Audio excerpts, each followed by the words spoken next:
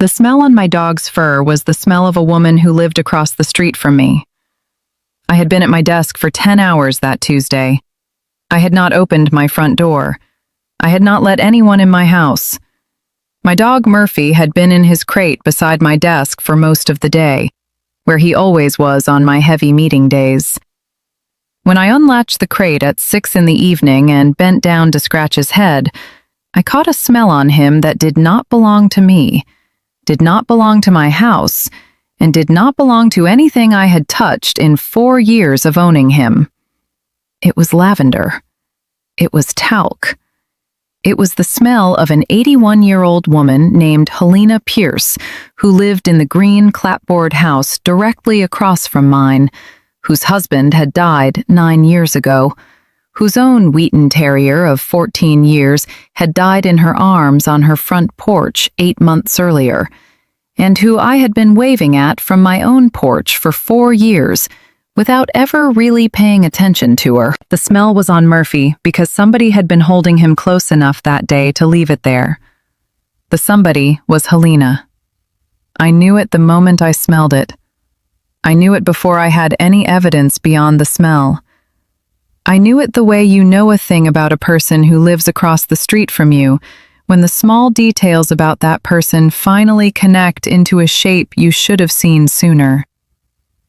Hit subscribe. Drop your city in the comments.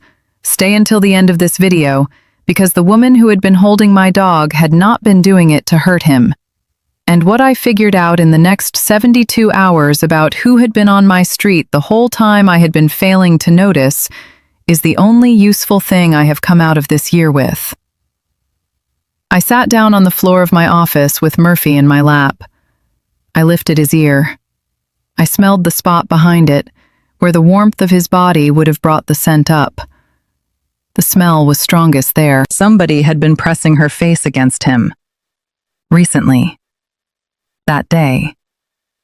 I tried to think.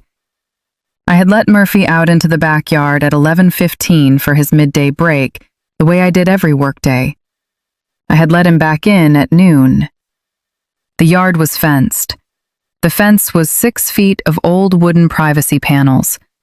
The gate had a latch on the inside that lifted from the outside if you knew where it was. Most people did not know where it was, because most people had never been through it. Helena had been through it once.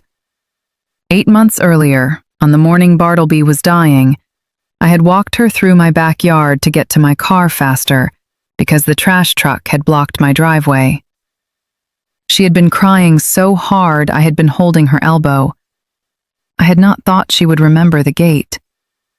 I had not thought she would remember anything from that morning, except the dog she had been losing. She had remembered the gate. My name is Cassia Renfrew.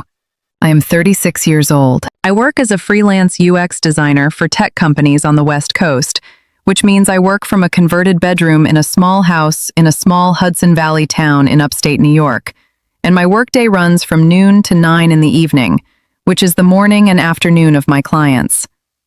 I had moved to the town 4 years earlier after a relationship ended in Brooklyn, because I had wanted a quiet street and a yard and the ability to hear birds in the morning.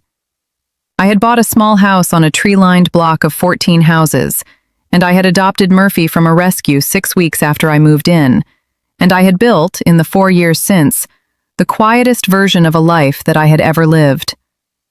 The street was called Maple Hill. There were 14 houses. I knew 6 of my neighbors by name and 2 of them well. Helena Pierce was one of the 6 I knew by name. She had been one of the 2 I knew well, briefly, on the morning her dog died. She had become, in the 8 months since, one of the 4 I knew by name, and waved at, and did not really see. I sat on the floor of my office with my dog in my lap, and I tried to remember the last several conversations I had had with her. There had been one in July, on a hot day, when she had stopped me in the street to ask me when I had moved into the neighborhood. I had moved in 4 years earlier. She had known that. She had laughed and waved her hand and said, "Oh, of course, I am being silly." There had been another in late August when she had asked me on the porch whether my husband had moved out. I did not have a husband.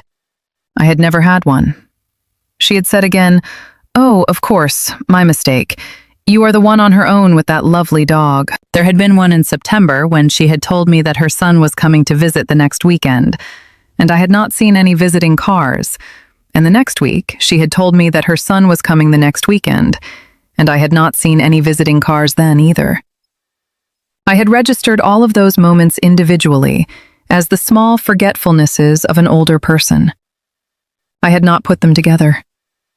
I had not put them together because I had not been paying close enough attention to put them together. Helena was a person who lived across the street from me, and I was a person who waved from her porch and walked her dog past her house. The sum of my attention to her, in the 8 months since her own dog had died on her front porch in my arms, while we waited for the emergency vet to call her son's wife in California and find out what to do, was waving and walking past and nothing else. Murphy fell asleep in my lap.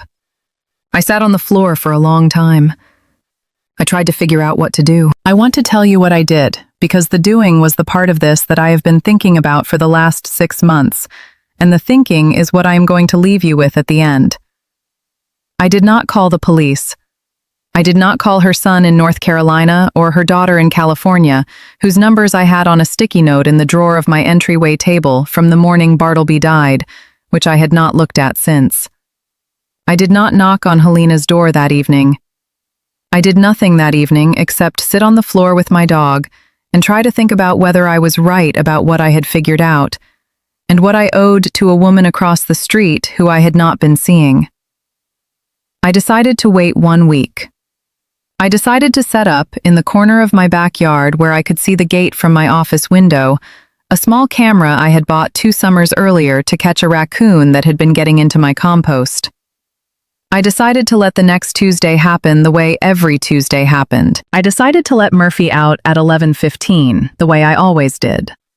I decided to watch. The week was the longest week I had spent in my own house in 4 years. I did not change anything. I did not avoid Helena. I waved at her on Wednesday when I saw her on her porch. I waved at her on Thursday when she walked to her mailbox. I did not knock on her door. I did not change my schedule. I did my work. I took my video calls. I let Murphy out on his usual breaks. I waited. Tuesday came. I let Murphy out at 11:15. I went back to my desk. I had a video call from 11:30 to 12:15, and during that call, I kept my office window in my peripheral vision. The window faced the backyard. I could see the gate from where I sat. At 11:48, while I was muted on a call about a checkout flow for an e-commerce client, the gate opened. Helena came through it. She was wearing the green wool coat with toggle buttons that she wore in cold weather. She was carrying a small blue leash, the kind with a fabric lead and a clasp at the end, and she had a small treat in her other hand. She closed the gate behind her, very carefully. She squatted down in the middle of my yard the way an old person squats, slowly, holding her balance with one hand on her thigh. She made a small clicking noise with her tongue. Murphy came to her at a run. She put the leash on him. She gave him the treat. She bent down and pressed her face against his neck, on the spot behind his ear, and she stayed there for several seconds. Then she stood up, slowly, and she opened the gate, and she walked Murphy out of my yard, and she closed the gate behind her, very carefully, and she crossed the street with him, and she went into her own house. I sat at my desk on a video call about a checkout flow for an e-commerce client, and I watched my dog walk across my backyard with my elderly neighbor and disappear into her house on a Tuesday morning at 11:49. I did not say anything on the call. I did not move. I finished the call at 12:15. I unmuted. I said the things I needed to say. I logged off. I sat at my desk in the silence. Then I called her daughter in California. I had Astrid's number on the sticky note from the morning her father's dog had died. I had written it down because Helena had given it to me, sobbing, in case there was anything I needed to know, and I had not used it since. The note had been in my drawer for 8 months. Astrid answered on the third ring. She said, in the bright voice of a woman who is not expecting bad news, "Hello?" I said, "Astrid, my name is Cassia Renfrew. I live across the street from your mother. We met very briefly the morning your father's dog died. I am calling you about your mother, and I am calling because I do not know who else to call. And I am calling because I am pretty sure your mother needs help that I am not the right person to give her. And I am calling because the situation I have just figured out is a situation that I think has been going on for longer than your mother realizes, and longer than you realize. And I want you to know what is happening before I do anything else about it." There was a pause. Astrid said, "Okay, tell me." I told her. I told her about the smell on Murphy the previous Tuesday. I told her about the camera and the week of waiting. I told her about what I had just watched through my office window. I told her about the conversations I had been having with her mother for the last several months, the ones about my husband I did not have, and her son who was not coming, and the question about when I had moved in. I told her, as carefully as I knew how, what I thought it added up to. I told her I was not angry. I told her Murphy was not hurt. I told her her mother had not been doing anything to hurt anybody, and that her mother had been doing something that I thought she could not help herself from doing, and that I was calling because the doing of it was a kind of reaching that her mother was making towards something that had stopped being available to her, and that the reaching needed to be witnessed by people who loved her.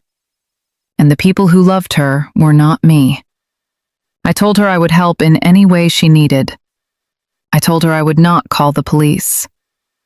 I told her I would not be confronting her mother that day. I told her I was going to walk across the street in about an hour and ring Helena's doorbell, the way I might if I were stopping by to say hello, and that I was going to ask Helena if Murphy could come home with me, in a way that did not require Helena to admit anything, and that I was going to bring Murphy home, and that I was not going to say anything else about it that day. I told her I thought Astrid needed to come to New York. I told her I thought she needed to come this week. I told her I was sorry I was the person making this call. I told her I had been failing to pay attention to her mother for a year, and that I should have called her sooner, and that I was sorry I had not. Astrid did not say anything for a long minute. I could hear her breathing. She said, "Cassia, I'm going to book a flight tonight. I'm going to be there Thursday. I'm going to call my brother. We are going to come together. I have been worried about her on the phone. I have not known what to do about it from this far away. Thank you for calling me. Please go get Murphy. Please be kind to her. I will be there in 2 days." I crossed the street an hour later. I rang Helena's doorbell. She opened the door. She had Murphy in her arms. She had been holding him on her couch. She saw me. The expression on her face did not change at first. Then it changed. She looked down at Murphy. She looked back up at me. She started to cry. She said, Oh, sweetheart, I am so sorry. I do not know what I have been doing. I keep thinking he is Bartleby. I keep thinking it is 6 years ago and Bartleby is at the groomer and I am going to pick him up. I have been doing it on Tuesdays. I have been doing it because Tuesdays were Bartleby's grooming day. I do not know what is wrong with me. I have been telling myself I will stop. I have not been able to stop. I am so sorry. I am so sorry, Cassia. I am so sorry. I stood on her porch and I did not say anything for a long minute. I held my arms out for Murphy. She handed him to me, slowly, and she let go, and she put her hand on his head one more time. I said, "Helena, your daughter is coming on Thursday." I called her. I called her because I thought she needed to know. I am not angry. I am not going to call anybody else. Murphy is fine. He is happy. I am not going to stop letting him out in the yard. I am going to ask you, very gently, to wait until your daughter comes and to let her help you figure out what to do next. Will you do that for me?" She nodded. She was still crying. She said, "Yes, yes, I will wait. I am so sorry." I said, "You do not have to be sorry. You did not hurt anybody. You loved a dog you missed. That is not a thing to be sorry for." I went home with Murphy. I sat on my couch with him for the rest of the afternoon. I did not get any work done. I called my client. I told her I was having a personal emergency. She said it was fine. I sat on my couch. Astrid arrived on Thursday. Her brother flew in from North Carolina the following weekend. They spent 4 days in their mother's kitchen. They had hard conversations with her. They consulted with her doctor.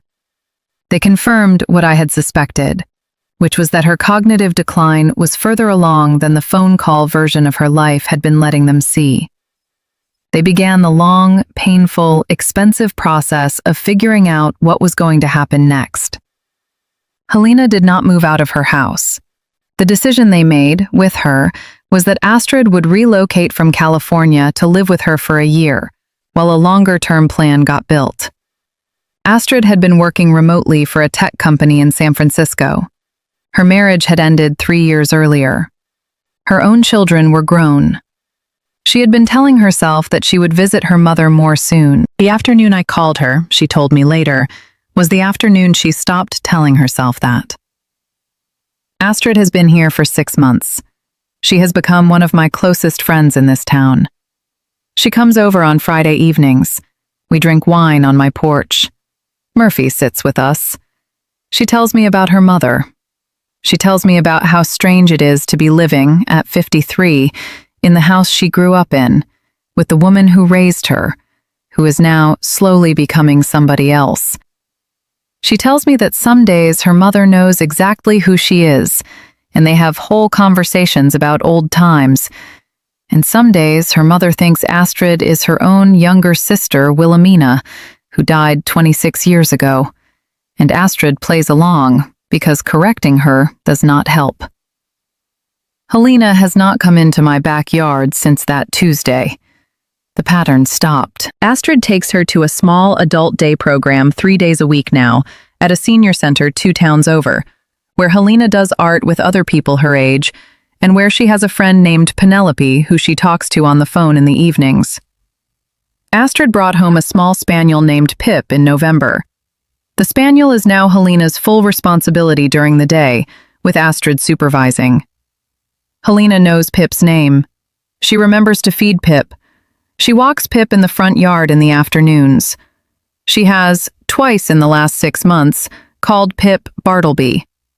Both times she has caught herself, halfway through the word, and looked confused, and then has laughed in the small, careful way people laugh when they are trying not to be embarrassed by their own minds. Astrid laughs with her. Astrid does not correct her. The correcting does not help. The signatures on the grooming sign-out sheets, the ones Helena had been making in handwriting that approximated mine, are still in a folder at the groomer's office. I did not ask for them. I did not need them. The groomer noticed them eventually, the week after all of this happened, and she called me to ask what was going on, and I told her, and she said, Oh, that poor woman." And we talked for 40 minutes, and we did not call anybody. The groomer is now somebody I have lunch with every other month. Her name is Suvi. She is a single mother. She runs her business out of a converted carriage house. We talk about Murphy. We talk about Pip. We do not talk about Helena mostly. We do not need to. I want to leave you with something, because it is the thing I have been carrying for the last 6 months, and the carrying has changed how I live on my street.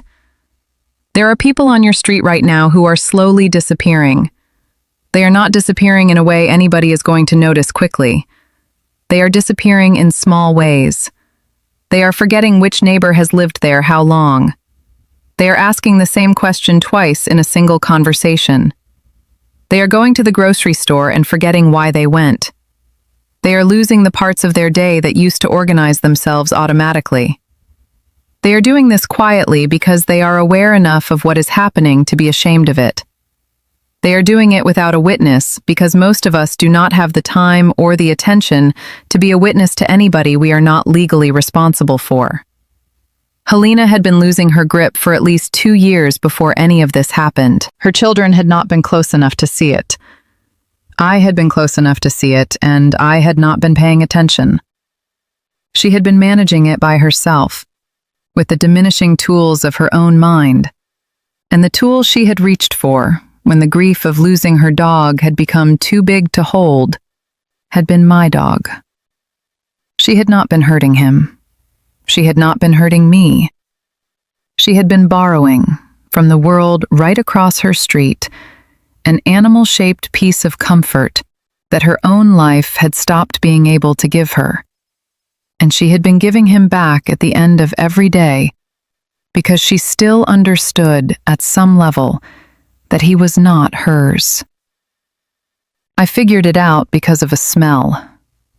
I would not have figured it out if I had not had a good nose. I would not have had a good nose if I had not paid attention in childhood to the small differences in how things smelled, the kind of attention that builds a habit of noticing that you carry into the rest of your life.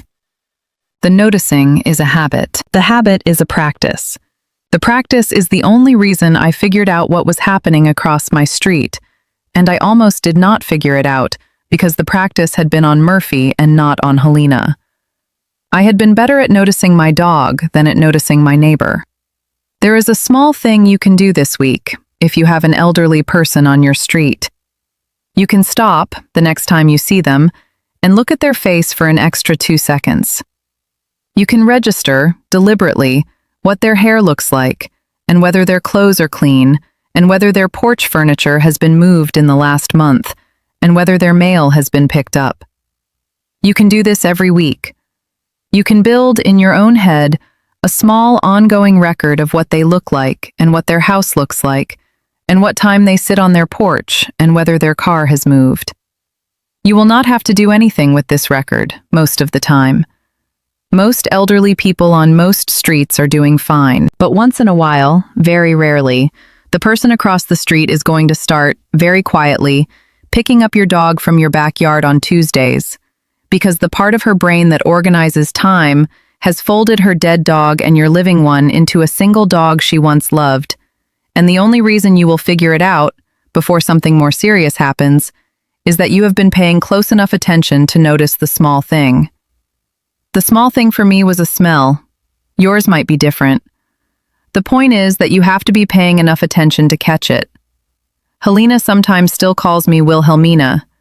She thinks I am her younger sister, who died in 1999. I have stopped trying to correct her. She seems happy, when she sees me, that her sister is across the street. I have decided that being briefly mistaken for somebody's dead sister, by an old woman who is doing her best, is one of the smallest possible costs anybody could ever ask me to pay. I am paying it. I am going to keep paying it. I think, on balance, it is the closest I will ever come to being useful in a way that matters. Murphy is asleep on my desk as I am finishing this. He is going to grooming on Tuesday. Suvi is going to brush him. Astrid and Helena are coming over for dinner Friday. Pip is coming with them.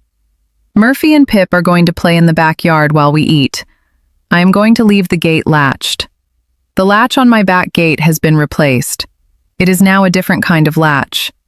Helena would not be able to figure it out if she tried. She has not tried. I do not think she is going to. The Tuesdays have been fine for 6 months. I still smell my dog when I take him out of his crate in the evenings. I am not looking for anything specific. I am just paying attention. The paying attention is the thing I am keeping from all of this. It is the thing I had been failing to do for a year. I am not going to fail to do it again.